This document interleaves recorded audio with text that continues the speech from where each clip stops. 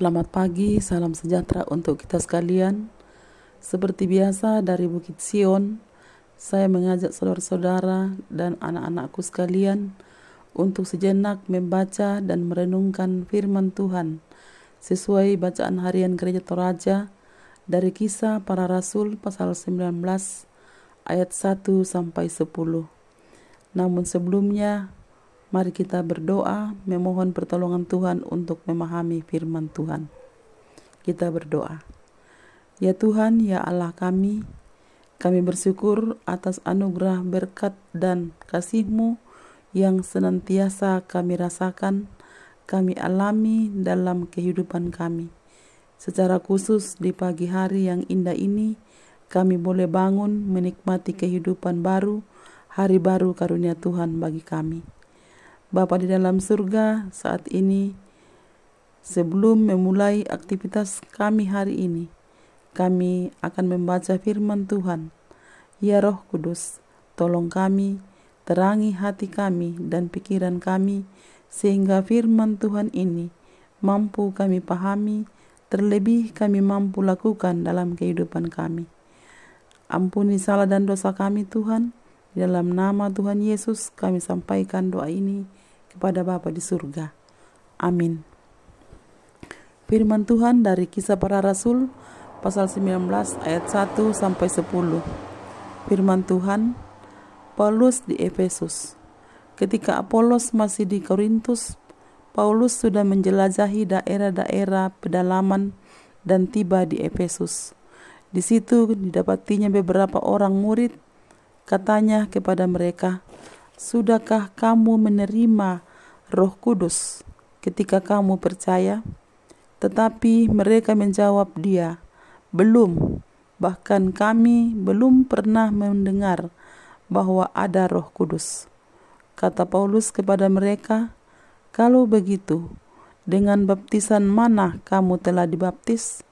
Jawab mereka, "Dengan baptisan Yohanes." Kata Paulus, "Yohanes membaptis dengan baptisan tobat dan berkata kepada orang banyak bahwa mereka harus percaya kepada Dia yang datang kemudian daripadanya, yaitu Yesus." Ketika mereka mendengar hal itu, mereka dibaptis dalam nama Tuhan Yesus. Ketika Paulus menumpangkan tangan di atas mereka, turunlah Roh Kudus ke atas mereka, dan mulailah mereka berkata-kata dalam bahasa lidah dan bernubuat. Mereka semua berjumlah kira-kira 12 orang.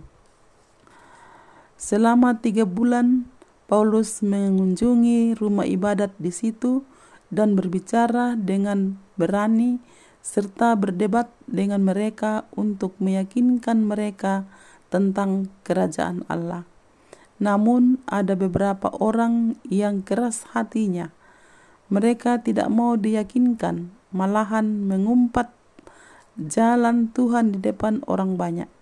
Karena itu, Paulus meninggalkan mereka dan memisahkan murid-muridnya dari mereka dan setiap hari berbicara di ruang kuliah Tiranus. Hal ini dilakukannya selama 2 tahun, sehingga semua penduduk Asia mendengar firman Tuhan, baik orang Yahudi maupun orang Yunani. Amin. Bapak, Ibu, saudara-saudara yang kekasih dalam Tuhan, dari perikop bacaan firman Tuhan hari ini diberi satu tema, respon terhadap pemberitaan Injil. Bapak, Ibu, anak-anakku yang sama dikasihi Kristus, menjadi bagian dari keluarga Allah adalah kerinduan setiap orang yang percaya padanya.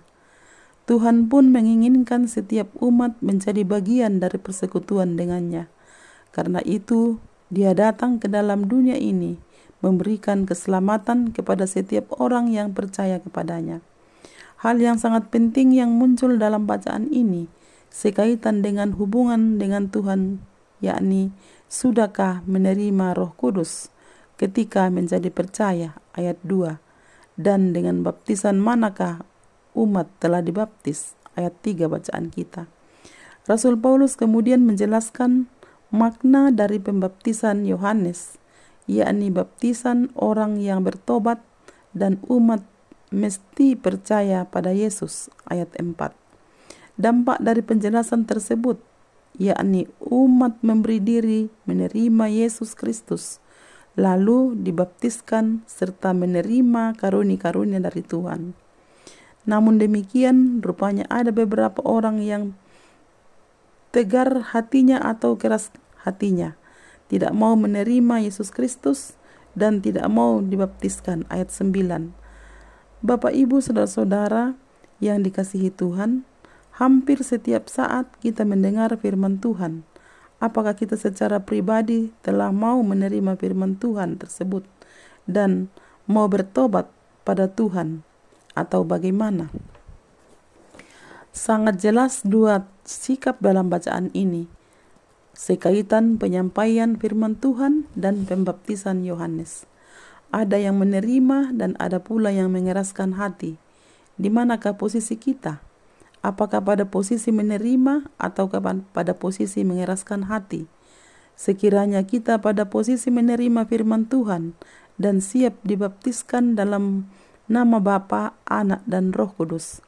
Sebagaimana penjelasan Rasul Paulus, jika pembaptisan Yohanes adalah pembaptisan orang yang telah bertobat. Demikian sebaliknya, seandainya kita pada posisi yang mengeraskan hati, tentu arah hidup hanya berpaut pada dunia ini saja. Bapak, Ibu, dan anak-anakku yang sama dikasihi Tuhan, mari jauhkanlah dari hidup kita sikap hidup yang mengeraskan hati pada firman Tuhan dan tidak percaya pada baptisan. Terimalah dengan iman setiap firman-Nya agar makin bertumbuh di dalam Tuhan.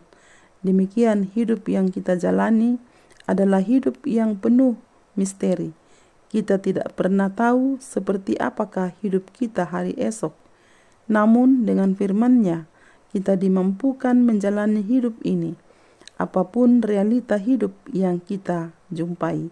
Dan agar nyata persekutuan kita dengan Kristus, sangatlah baik jika setiap umat yang percaya padanya hidup dalam perdamaian dengan Tuhan, lalu mengandalkan kuasa dan kasih Tuhan dalam seluruh kehidupan ini. Amin. Mari kita berdoa. Kembali lagi kami menghampiri tahta kekudusan-Mu ya Tuhan, bersyukur limpah terima kasih untuk waktu dan kesempatan yang Tuhan beri bagi kami untuk membaca, mendengar, dan merenungkan firman-Mu.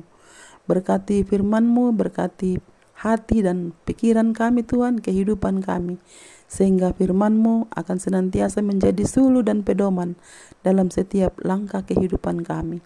Bapa di dalam surga, kami berdoa untuk saudara-saudara kami yang dalam pergumulan karena duka cita.